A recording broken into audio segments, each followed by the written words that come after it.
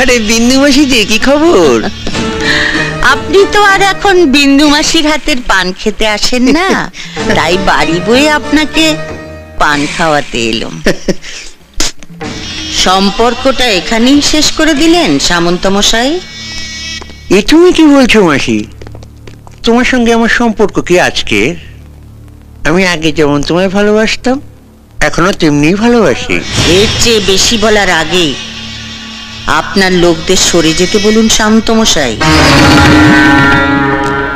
দেখলে তোমার সঙ্গে আমার সম্পর্কটা এখনো কেমন মধুর। গার্ডদের সামনে তুমি আমায় গালাগাল দিলে না। এবার দেব।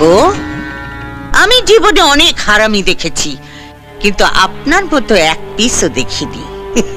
এই যে সাদা ধুতি পাঞ্জাবি পরে মন্ত্রী হয়ে হিল্লি দিল্লি ঘুরে বেড়াচ্ছেন, কার জন্যে? আমার জন্যে, এই বিন্দুবাসীর জন্যে।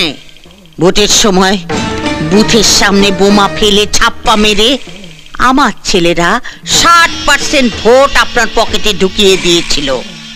তারপর আপনি জিতেছিলেন, তারপর আপনি মন্ত্রী হয়েছেন।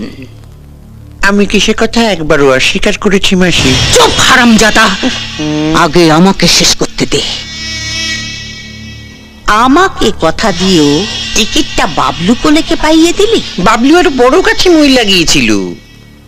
পার্টি প্রেসিডেন্ট নিজে ওর নাম প্রস্তাব করেছে। তবে আমিও বলে দিয়েছি, কর্পোরেশনের মেয়র কিন্তু মাসিকেই করতে হবে। গোটা শহরটা হবে তোমার।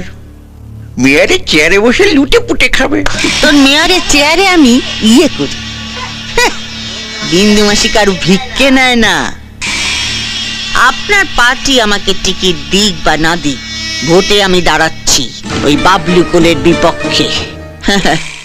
ভোটের এখনো অনেক দেরি আছে, তার আগেই আপনি জানতে পেরে যাবেন কে জিতেছে, ওই বাবলু কোলে না এই বিন্দু মাসি।